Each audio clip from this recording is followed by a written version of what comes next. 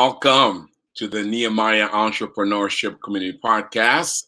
I'm your host, Patrice Taguet, and I'm here today with my good friend, Randy Wilburn. Randy, how are you, Pastor?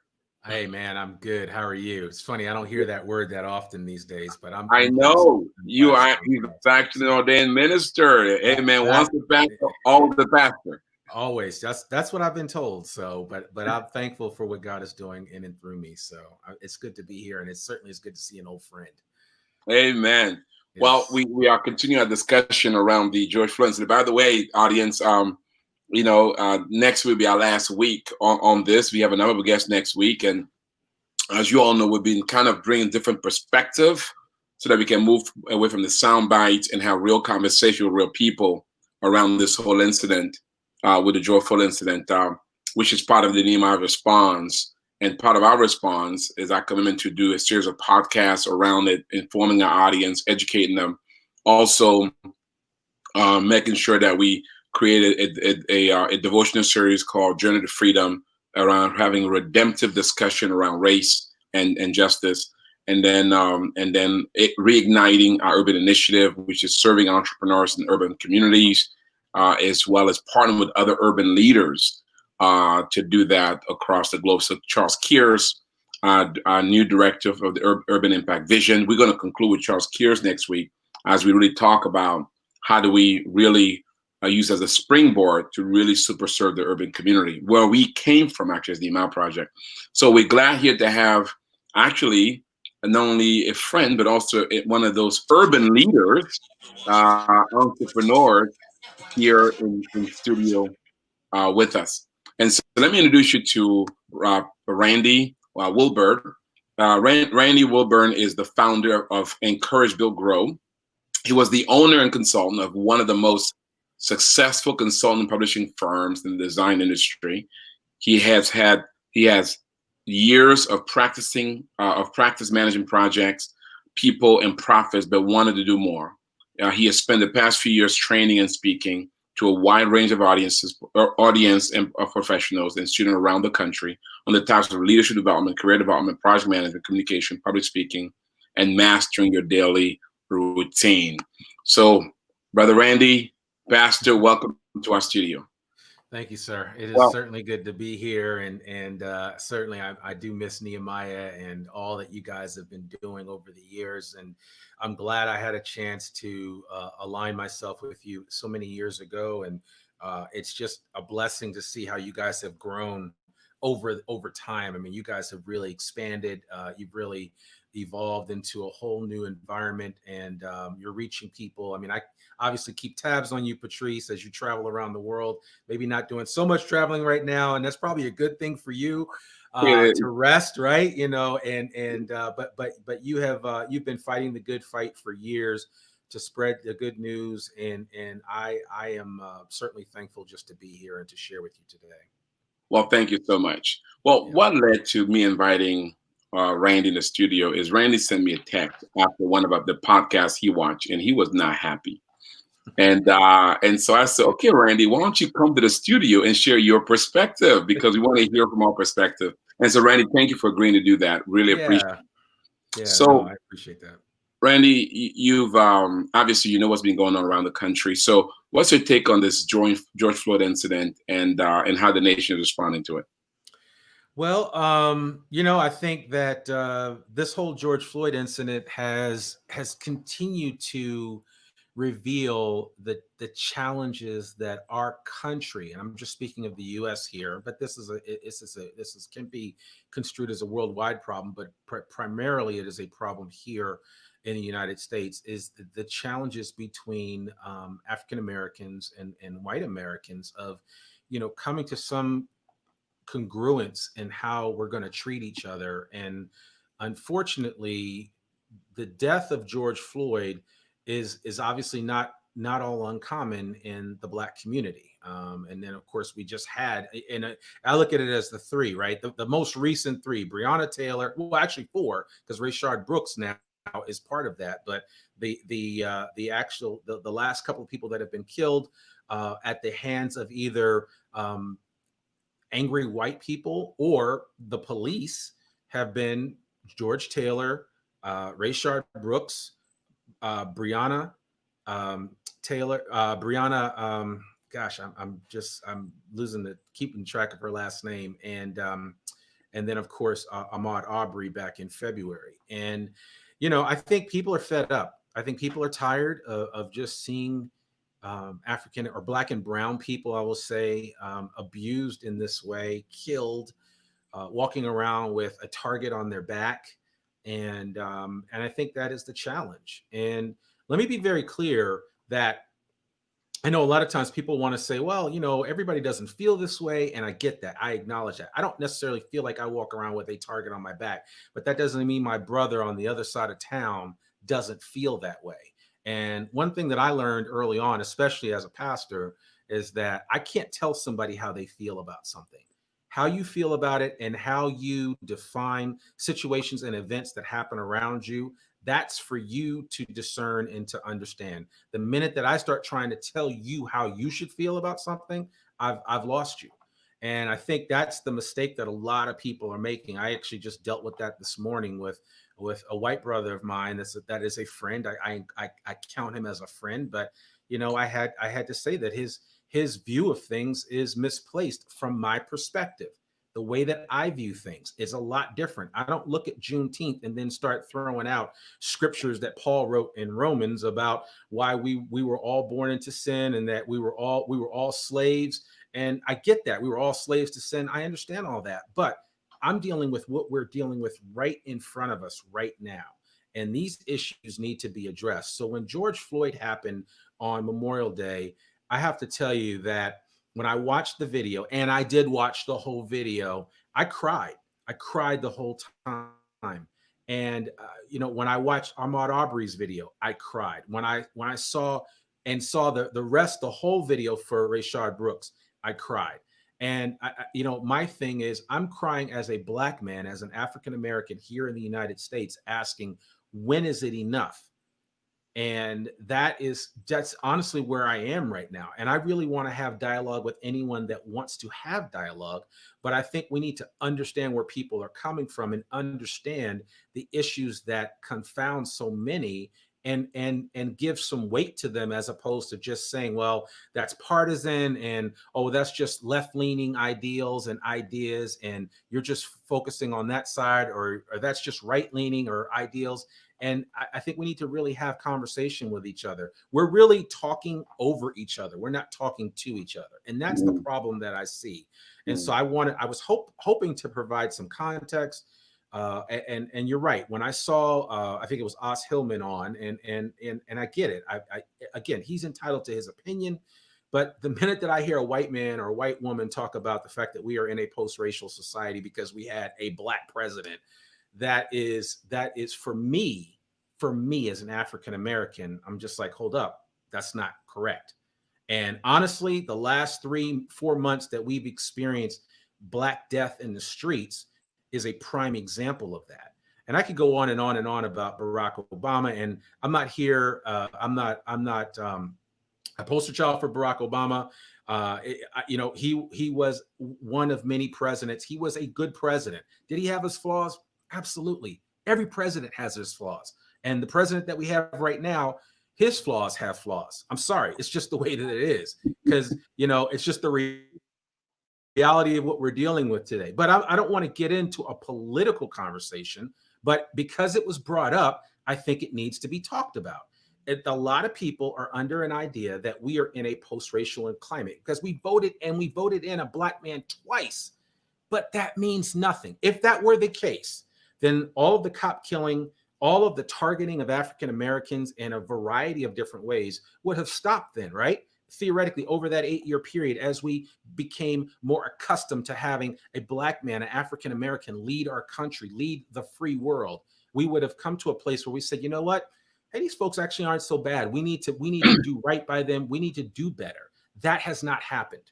And this idea or this notion is a false notion, a false sentiment that, well, we've elected a Black president twice, so we should be okay. And that's not the case. And in actuality, it speaks more to the issues that a lot of my white brothers and sisters struggle with when it comes to white fragility and understanding that, never wanting to be called a racist, never wanting to be told that, hey, your view of this is askew to what my experience has been, because nobody likes to be called a name, period, right? But the unfortunate aspect of it is we don't have any other words to use to describe the treatment of blacks by whites, and that's not by all whites, right? There are, as we say, woke white people as well as unwoke white people, and there are folks that refuse to believe anything but what they believe, and that's fine.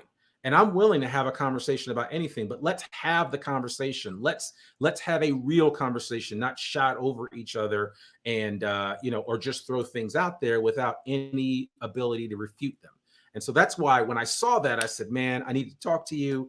I wanted to send you a text because I really felt like somebody needs to say that. I mean, I get what my brother Os was saying, but I don't agree with it. And here's why. I don't agree with it because we are not in a post-racial society. In 2020, almost 4 years after Barack Obama left office, we are still not there. He even said it on his address to the nation as he was leaving office. There's the expectation that because we put a black man in office twice, if anything, his being in office actually triggered things that we hadn't seen in years. That's why voter suppression is as big as it is now. We went from in 2006 having only 2 states that required voter ID to that number to half of the states in the nation moving towards voter ID recognition. And that only happened after Barack Obama got in office.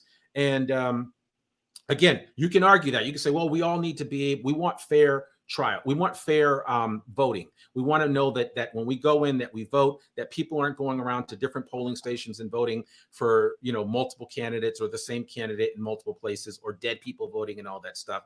Listen, we've heard that. There has been no truth to the voter fraud movement.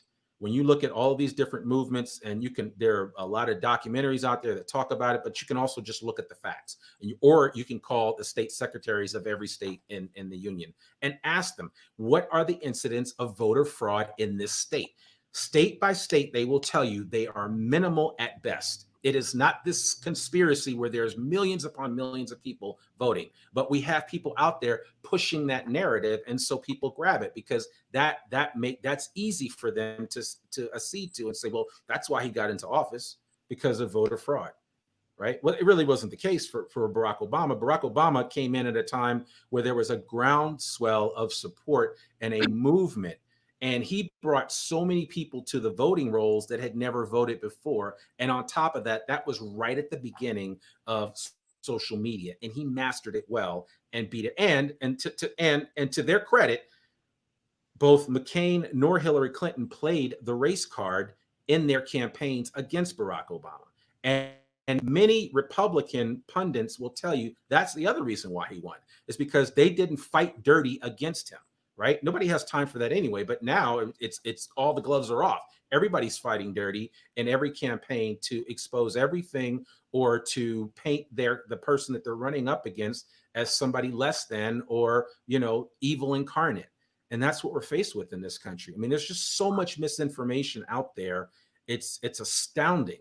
And as a country, if all you do is only look at the word and you don't read your history books and understand what has happened, then you're missing out.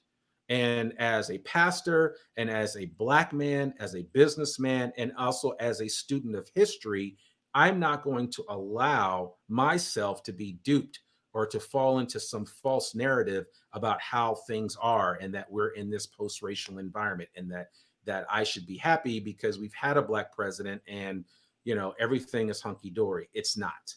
It's not. Wow.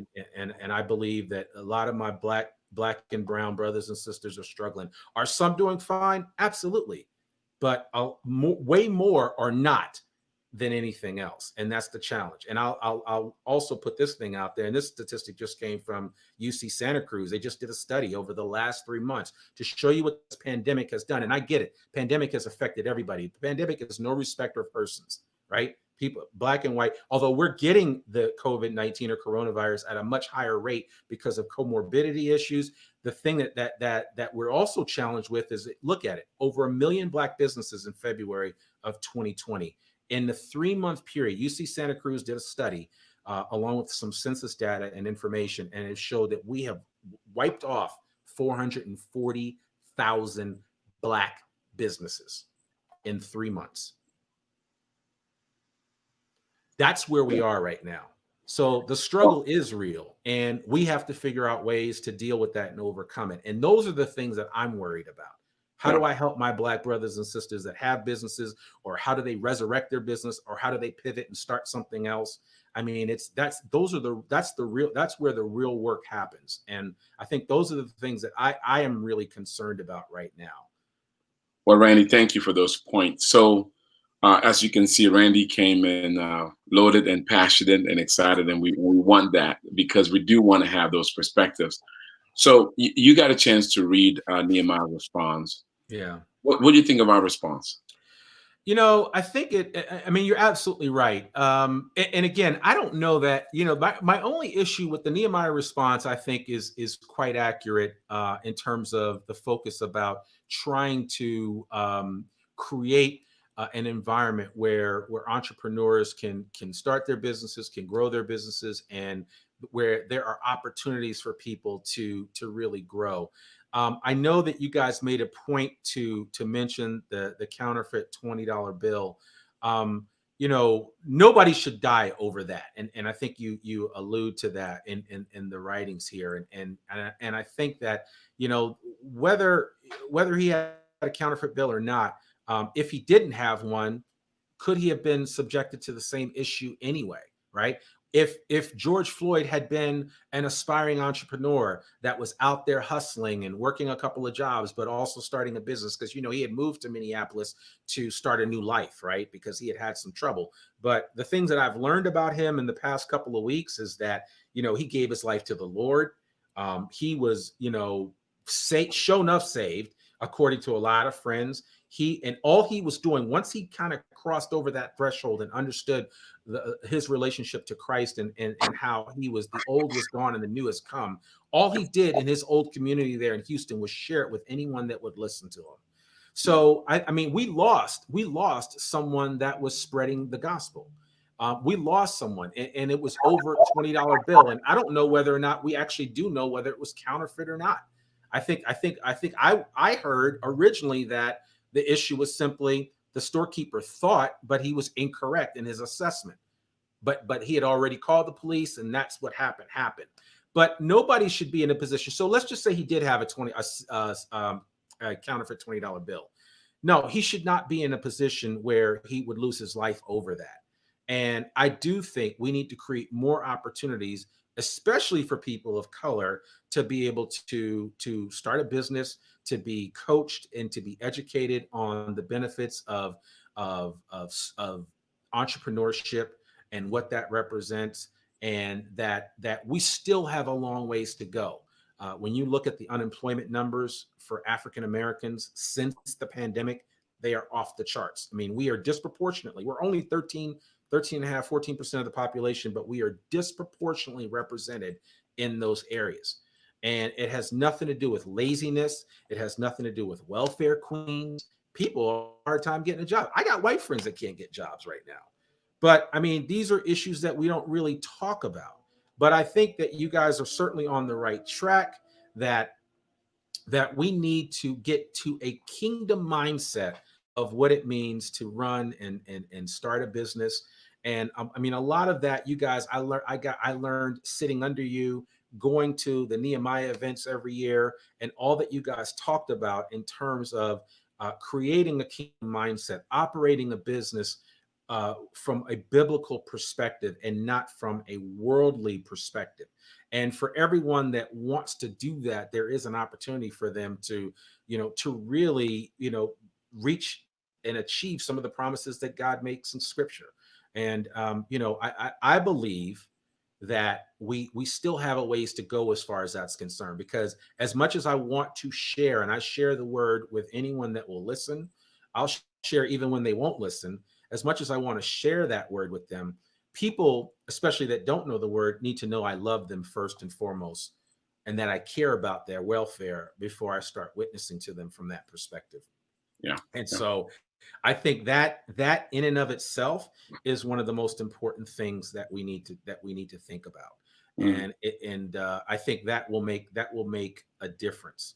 And I think everything that you outlined, and I encourage everybody to go check it out at nehemiahcommunity.com, the response to the George Floyd incident. You need to read that and understand what Nehemiah is all about, and ask yourself, how do I fit into this?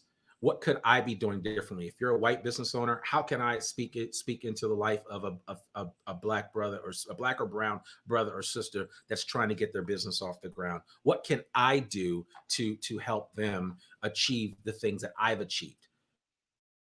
Let me, And so I just think that, yeah, thank you for that. So when you look at 29 years ago, we had the incident with Rodney King in California. It didn't trigger this kind of national movement. And I mean, I've heard, and I'm not sure you had a chance to listen to our other podcasts, but a number of whites have openly said, Patrice, it's unconscionable that today in America, an American has to think twice about the police, right? All of a sudden, there's this cross-racial, because we may have different opinions about how to fix it or what the problem is, but everybody seemed to agree that enough is enough, mm-hmm. and there's a sense that, you know what, there is a strong arm from the police with black male particularly. So there's kind of this across the board disdain. What do you think is the difference? What happened? Because when the Rodney King incident happened, and it was visibly more brutal, actually, when that occurred. But then this one, he did die, in this instance. But somehow something has happened between then and now that created this groundswell of national appeal, both black and white. First of all, do you agree that there's been this national appeal across the races? Well, I think, yeah, because as they say, video don't lie. I mean, it could, I guess, theoretically, but this is the difference between 1992 when Rodney King happened and 2020 when George Floyd. We all saw George Floyd die right in front of us. We all saw Eric Garner die right in front of us. We all saw them drag the somewhat lifeless body of Freddie Gray to the paddy wagon in Baltimore. We saw him losing his life right in front of us. We are at a crossroads because of technology more than anything else. And I think what has happened, and I'm thankful for it, as you asked me about the difference between the two times. In '92, I had just graduated from Howard University, a historically black college. I was living in California. And I don't remember a white person coming to me say, "Hey, I'm so sorry about what happened with Rodney King." Maybe one or two. When this event happened, I had folks coming out of the woodworks. I heard from white students that I went to high school with. Of course, I heard from people that I've known throughout my life, especially my adulthood, and certainly right here in Northwest Arkansas. I had so many people reach out, with just words of encouragement and just saying how bad this was and what can I do, and how I have some of my pastors' wives are meeting with my wife on a regular basis, figuring out, man, what don't I know? And it has unfortunately, George Floyd has awoken a sleeping giant, and that is people that have finally recognized that, man, this thing is bad. I didn't realize it before, or maybe I didn't want to realize it, but now I see it, and I see it up close and personal. And unless I just don't have a conscience or I don't care, I've got to do something about it. That's the sentiment that I'm getting when I see my brothers and sisters from all the other hues of the spectrum get involved and start going out to protest peacefully, is what I'm talking about.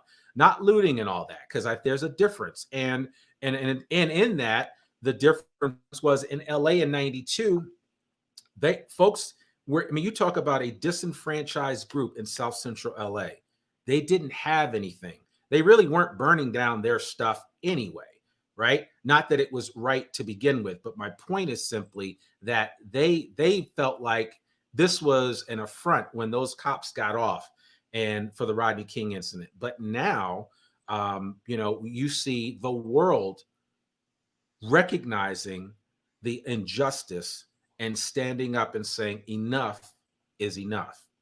And that's what we're seeing. I mean, we're seeing places like, I saw a mural of George Floyd in Syria, in war-torn Syria. There are murals of this man all over the world.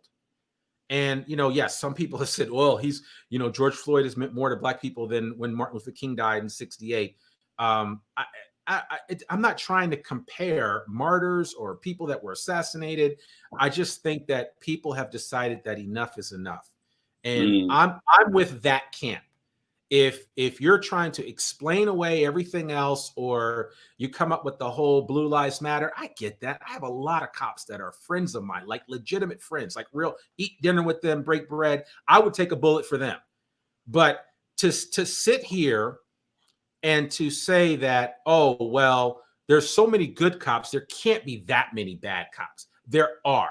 And a lot of it is not their fault because they're not properly trained. And that's a whole nother conversation for a whole different time. But when you talk to anybody that teaches de-escalation, they have basically said that United States cops that go through their basic training do not get enough de-escalation training to really help them through all of the different situations that they're going to encounter. Because you're going to encounter crazy people. And if I was a cop, I probably would shoot some folks too.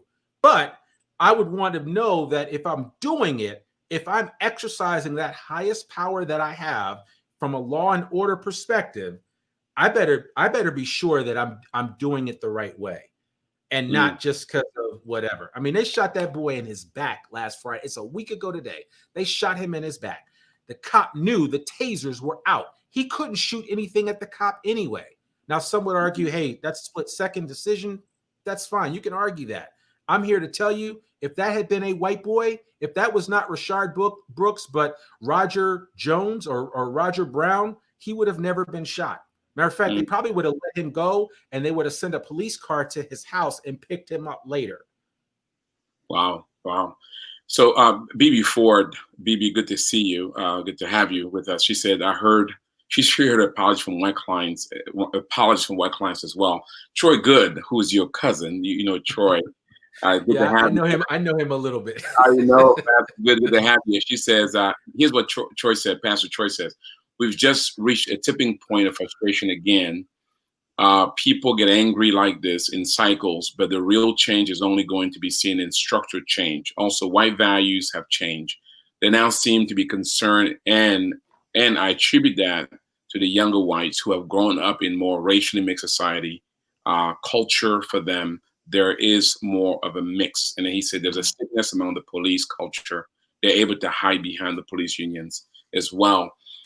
Good points there. So Randy, you do agree though that this also reflects the progress that we've made as a society in terms of the American citizenry.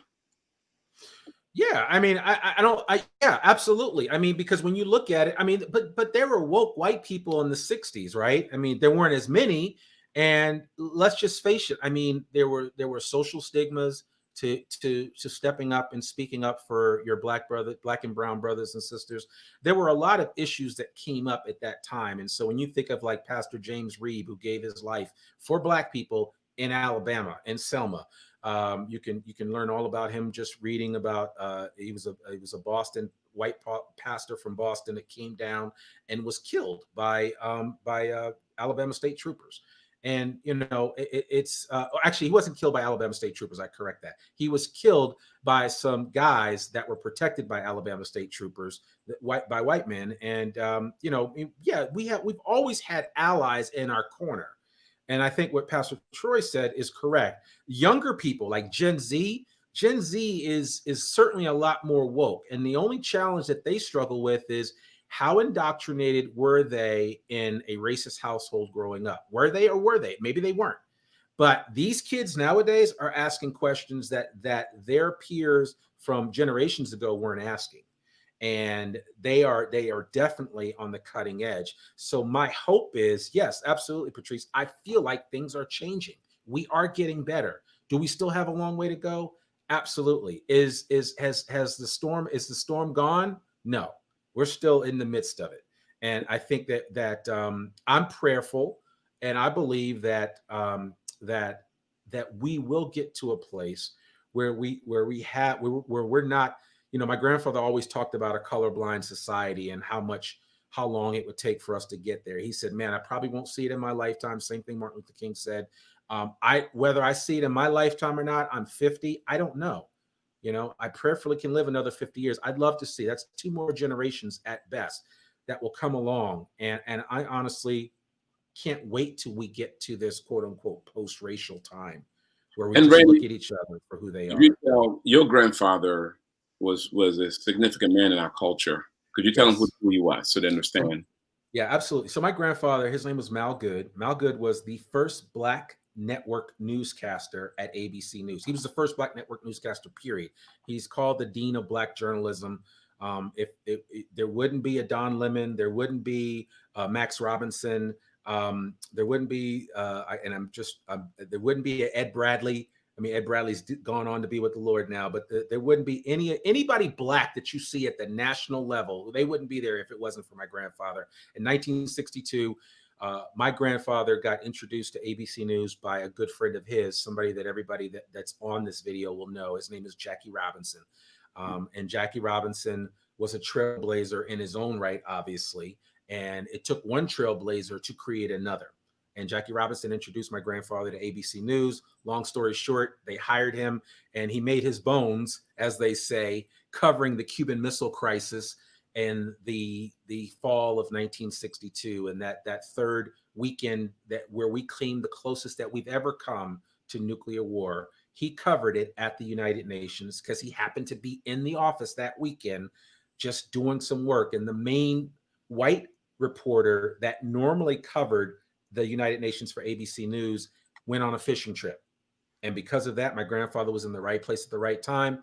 The rest of it was history. After that, he covered the Poor People's March.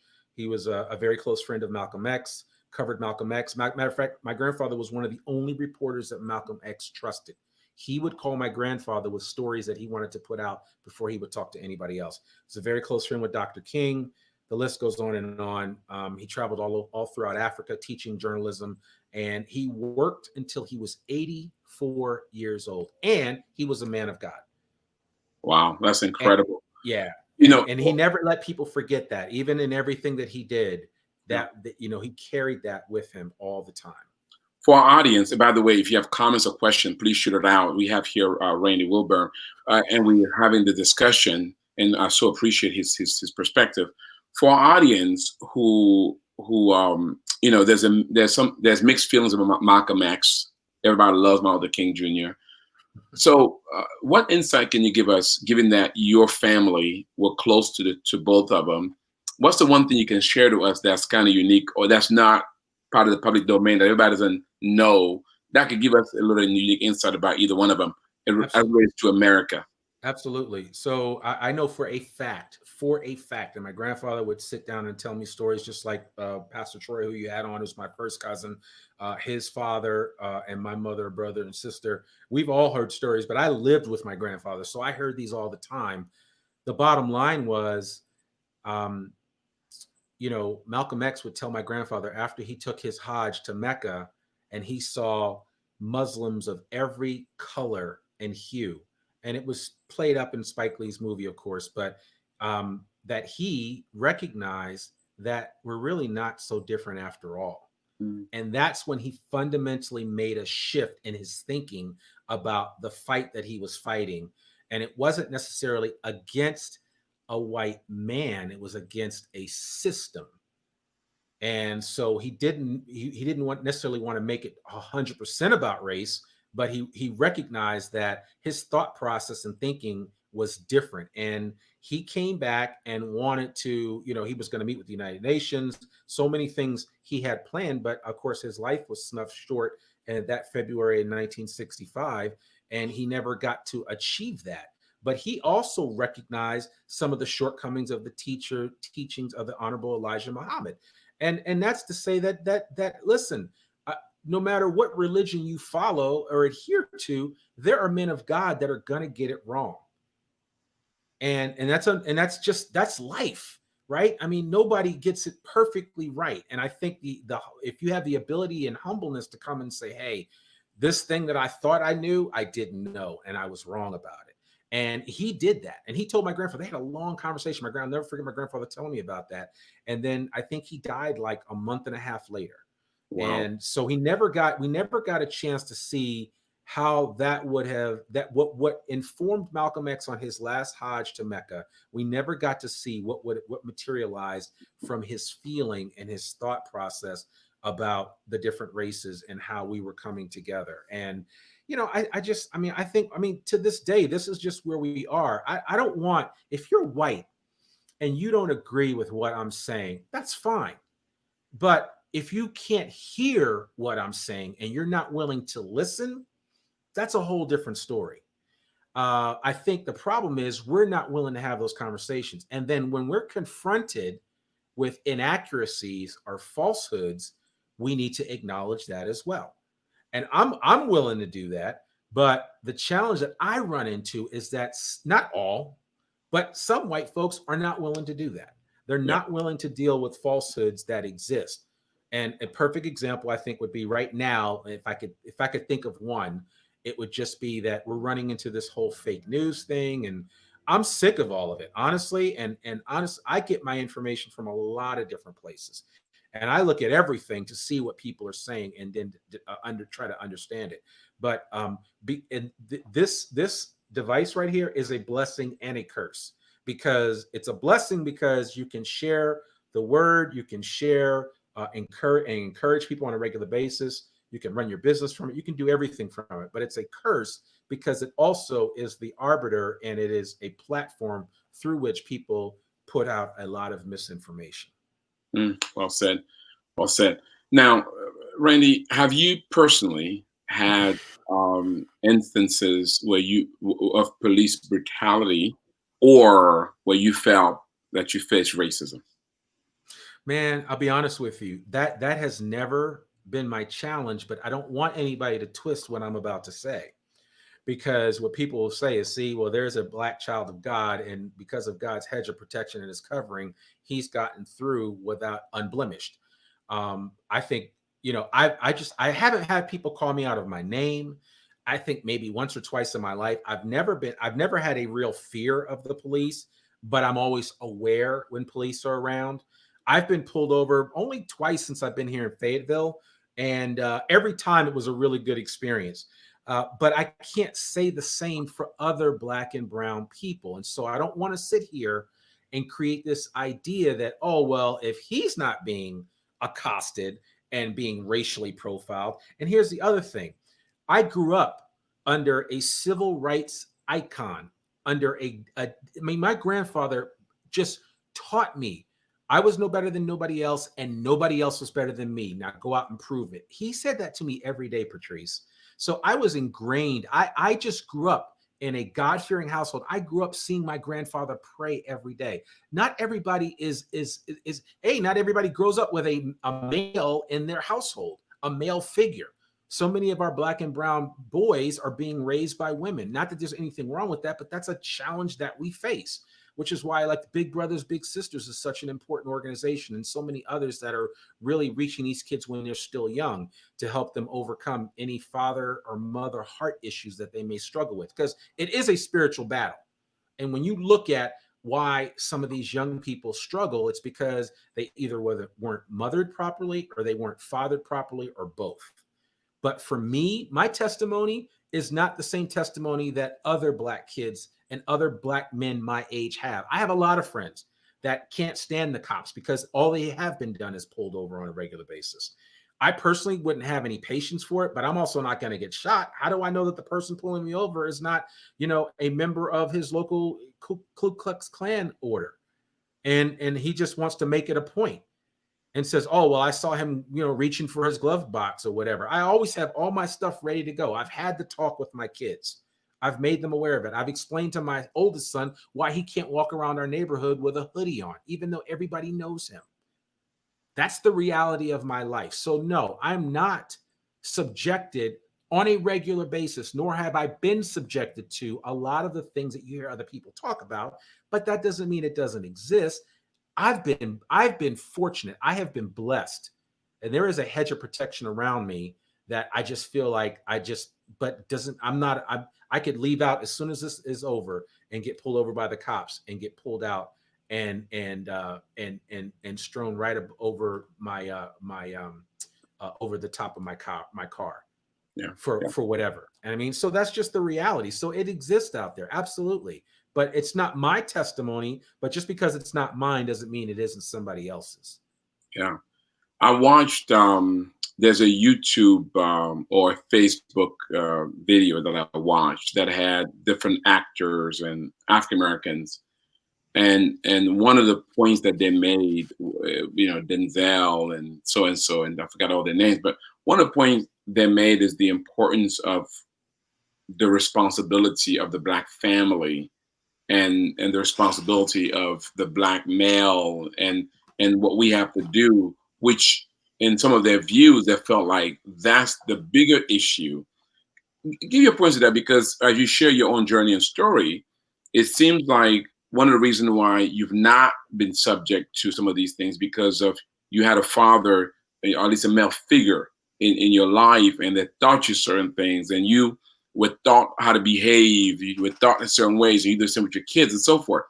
So how much of that matters and how much of that is important for us to also address? Oh, it matters a lot. It matters a lot. As as a matter of fact, I have a number of white friends that have either adopted or have foster Black kids. And they come to me all the time asking questions about what do I do about this or how do I do that? And so they're getting that love, they're getting that perspective from them. But then, what I would tell people is that when you can reach out to a young person, male or female, you need to reach out to them and love up on them and show them some compassion and be willing to kind of mentor them from either up close or from afar. Do what you can to encourage them because we don't know what type of home a person has grown up in. And whenever I see anyone that has acted up or that has run into problems or challenges, it's rare when people say, "Oh, he came out of a great home and everything was great. I don't know how this could happen." But it does happen. This happens. And, you see a lot of white folks, a lot of white kids that go off the rails. And you're like, I don't know how this could happen. He had both his mom and his dad, and they were great people and all this other stuff. And he just went by the wayside. I mean, that's that. I don't want to lose anybody. I mean, Jesus came back for the one. The one. I mean, he's concerned with one. So we need to be where possible and however we decide to set ourselves up, we need to be concerned for the people that are right in front of us that we can help. And so I think, yeah, I'm blessed because I grew up in a loving family. I grew up in a Black family where, yes, my grandfather's father's people were slaves. He was a sharecropper. My grandfather's father was a sharecropper, and his father was a slave that got freed. And then they ended up with several thousand acres of land in the south part of Virginia, right on the North Carolina border. And, yeah, but that's not everybody's story.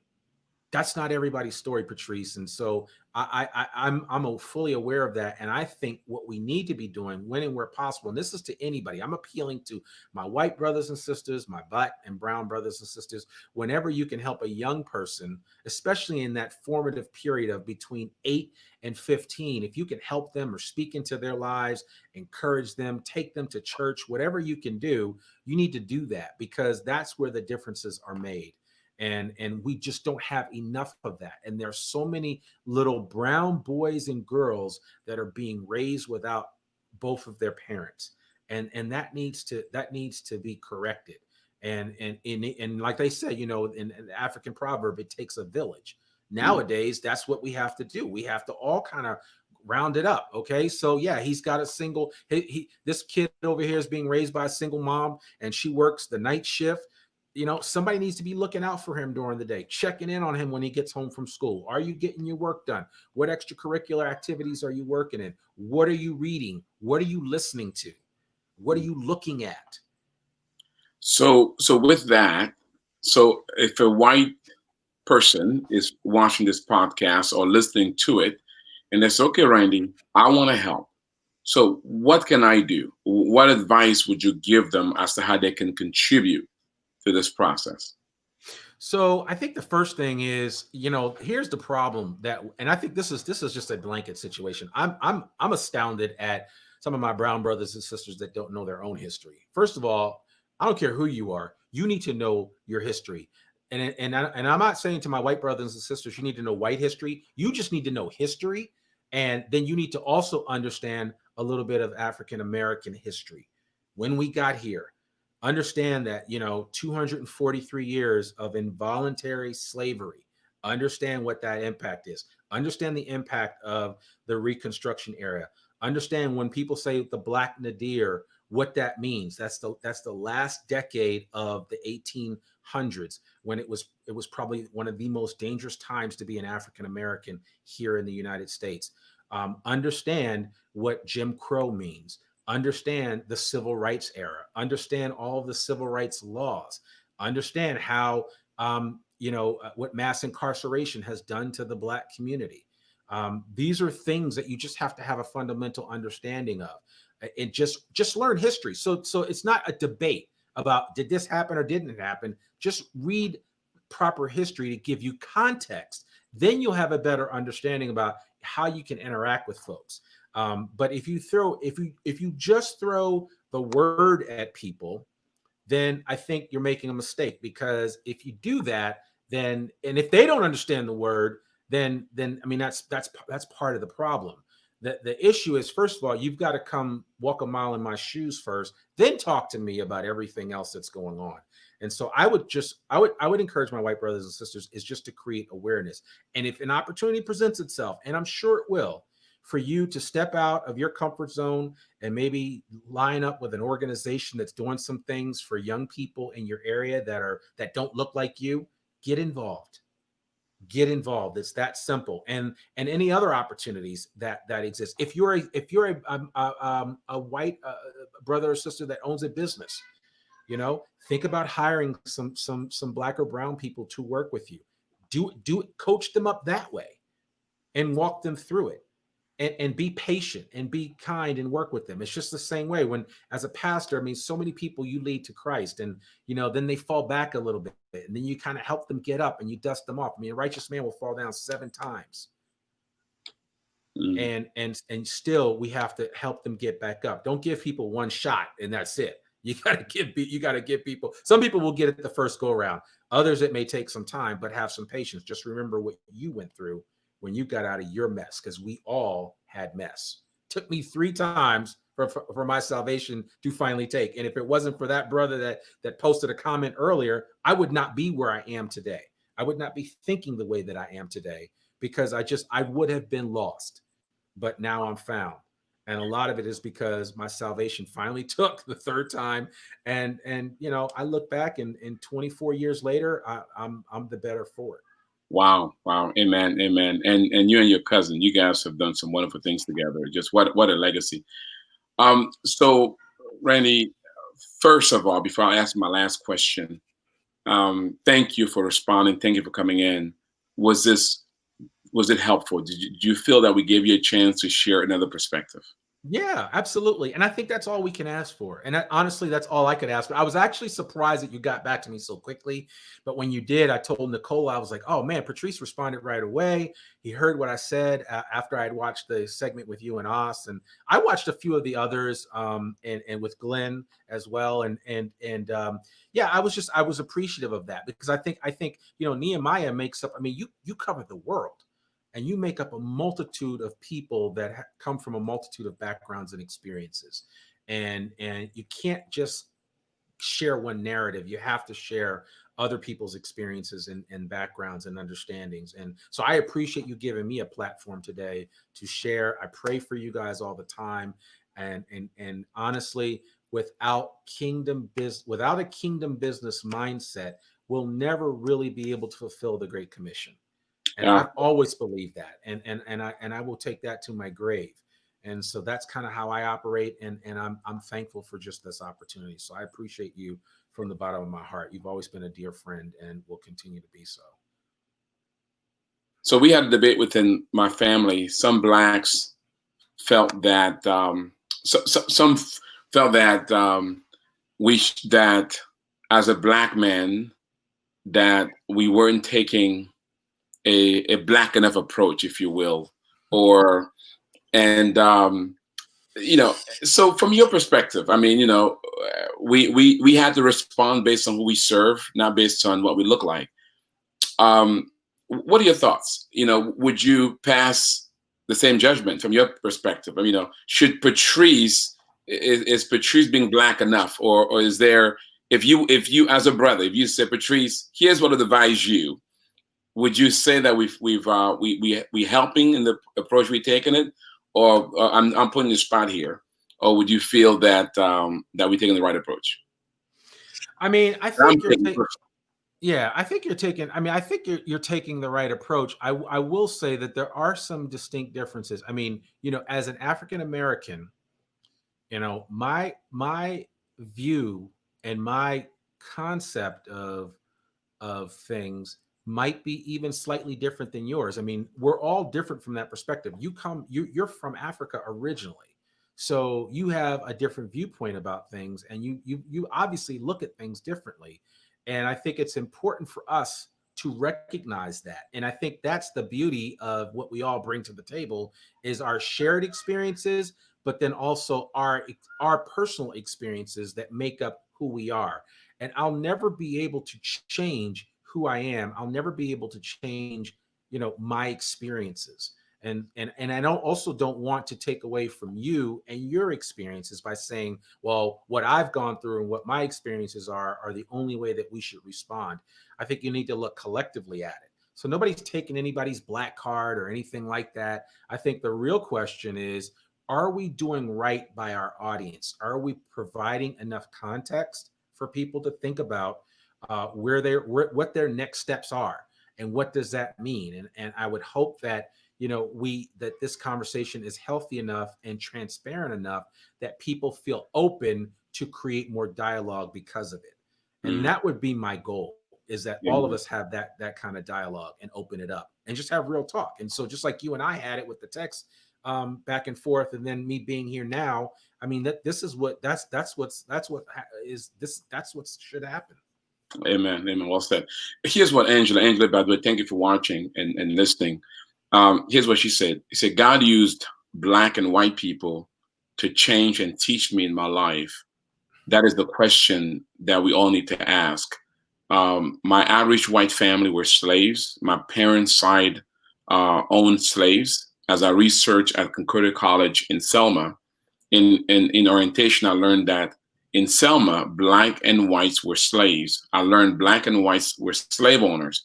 God put me in the right place while growing up. I saw what happened with my black families as I played in their homes. God is mighty, but people must, I don't know what the last thing says, but thanks so much, Angela. So any thoughts to what Angela just shared? Yeah, I mean, I get it. Here's the thing though, too, and this is one of the mistakes that a lot of people make. And I'm not suggesting that her comment was a mistake. Slavery around the world, even in biblical times, was viewed differently than slavery is viewed now, right? And it's also viewed differently than how European slave traders viewed slavery versus the people in Africa that actually sold their kinfolk to the slave traders, how they viewed slavery.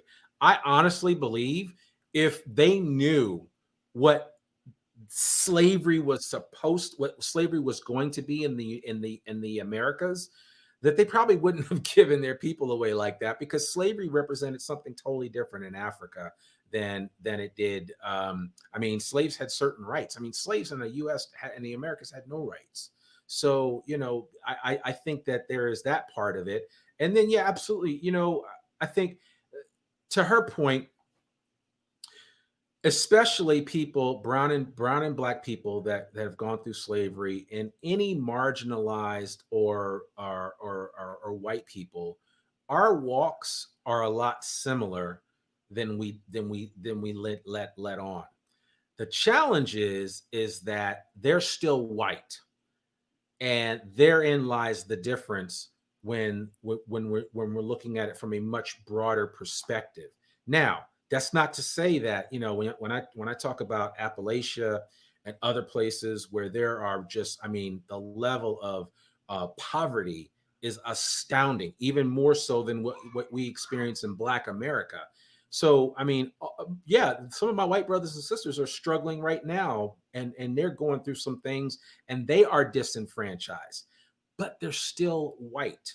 And therein lies the difference between that and between that and a black person. That's the challenge, right? When we can get to a place where that's not so much of an issue, and a Dylan Roof isn't taken to Burger King to get a hamburger after slaying 8 black people, then we'll be in a much better place. We're just not there yet. So yes, I acknowledge that all races have groups of their people that struggle and are marginalized and are disenfranchised. The only difference is that you could take the most affluent black person and take the poorest person in Appalachia, and their treatment by the police could be vastly different. Good thoughts there. Well, we've come to the end of our show. Thank you guys for watching. It's been great comments. So my last comment question for you, Randy, is, given what is happening, are you still hopeful? Why or why not? Oh, I'm absolutely hopeful. I'm hopeful because of people like my pastor's wife, who has been sitting down with my wife to just talk about things. I'm hopeful for all of, because we live in Arkansas is predominantly a white state. We live in a very white area. So there's only a few of us here in this area, but I'm just encouraged by the conversations that I'm having, and by people checking in and wanting to have real talk. And so I welcome that. Nothing superficial, but real conversation. So when people ask, I tell them, and I preface it by saying, this is going to be uncomfortable, but I just want you to know I'm doing this in truth and love. I'm sharing with you how I feel, experiences that we've all dealt with. And we can't have reconciliation without justice. We need justice. We need love. We need all of these things kind of pushed together. And unfortunately, a lot of our black and brown people, when you think of it from a biblical standpoint, we're not getting the justice that we deserve. And I encourage and welcome my white brothers and sisters to start the conversation and have it be introspective about what they're dealing with, what they struggle with, how they were raised, those racist jokes that people used to tell at the Thanksgiving table that, you kind of shyly laughed about it, but knew in your heart that that was wrong. Now is the time to step up. How do we deal with that? That's where we are right now, Patrice. And I'm encouraging everybody to have the conversation. Wow. Thank you so much. I tell you, if you enjoyed this podcast and just another perspective, I want you to share it. It's one thing for us we got to get beyond media sound bites. We got to get beyond gotcha stuff. We got to get beyond the divisiveness. We got to just hear each other's perspective in a way that allows us to really understand. And that's what this is about. And so not only share it, but if you want to hear even other perspective from other blacks and whites, go to our Facebook, our blog, our podcast, and we have a history of all the podcasts there that you can watch and hear and share as well. And so what we're going to do, because this one there was a little snafu on the technology side, we're gonna have the edited version on our blog, and so you can share that one versus this one. Man, I don't know about you guys, but I was enriched. Pastor Randy, thank you for your honesty. Thank you for your transparency, and thank you for helping us have the discussion in a very redemptive framework. Having said that, again, our commitment to you is that we have another week of this, where we're going to conclude our George Floyd series as we have various guests sharing different perspectives around race and around the George Floyd incident. And then we have our devotional series. We begin this week, last week, sorry, on this week, Monday coming up. If you don't get our devotionals, go to our website, sign up for becoming an EQM member so you can get those devotionals, because we start with the dream this week. And then next week, we have the betrayal. And Pastor Randy talked about this idea, and Angela, you said it, that there have been Black slave owners, there have been white slave owners, right? And we're going to talk about how the betrayal did not stop with the Europeans putting a gun at in the head of the Africans. It was a legitimate trade that occurred, right? My ancestors, Randy talked about it. My ancestors sold Randy's ancestors. And so we have to own it as well. The African is just as much to be blamed as the European. So we all share. Slavery is a cancer to the human soul, and all people are guilty of that betrayal. But guess what? When you watch that, when you read that devotion on Monday, you will also learn that, guess what? Africa today is the most impoverished continent in the world. 90% of the world's poor are there. Guess where the most collective, educated, and wealthiest Blacks are in the world?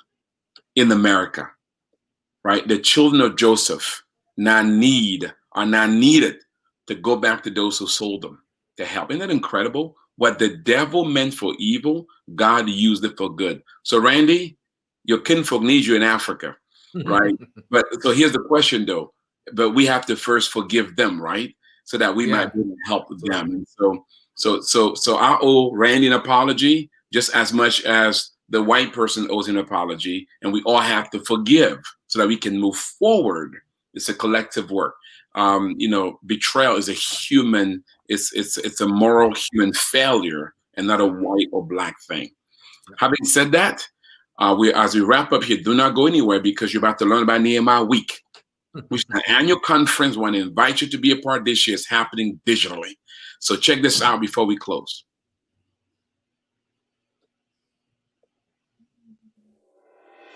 Nehemiah Week is an annual event designed to equip entrepreneurs and leaders from around the world to inspire and to honor marketplace leaders for their accomplishments and what they're doing to model Christ in the marketplace. God is doing incredible things at Nehemiah Week. Ladies and gentlemen, God has called us to be a light for Him, to be an example for Him, to be a model for Him, so that as others see us, not hear us, but see us, they can see a model of Christ. Yeah, each year at Nehemiah Week, we gather the nations. Our vision is to transform the marketplace with the gospel of the Lord Jesus Christ, one entrepreneur at a time. We have learned to do business in a godly way. I will actually spread this to our church as well. Through the course of Nehemiah Week includes information around principles of biblical entrepreneurship, so really looking at biblical economics. What we've learned this week is about training. Nehemiah project is about training and then coaching and then accessing capital. Nehemiah gave me a godly vision. Really impacts the way that I see doing business. Nehemiah Week not only gives birth to new ideas, it connects us with resources and relationships that makes them possible. So what we want to do is not just affect here in the U.S. We want to take this curriculum all over the world.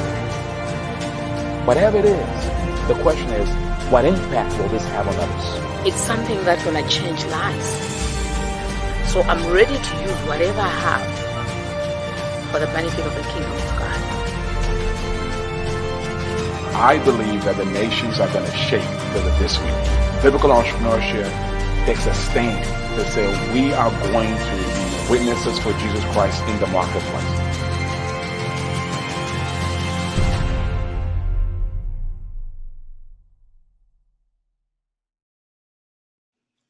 Awesome. See you guys at Nehemiah week. Pastor Randy, thank you again. Let me leave you guys with this. May the Lord bless you. May the Lord enable you to steward those gifts and talents He's placed under your care, so that one day you can hear those wonderful words, well done, good and faithful servant. You've been faithful over a few things. Now He'll make you rule over much. God bless you. Randy, thank you again. Love Thank you, you. sir. Love you too.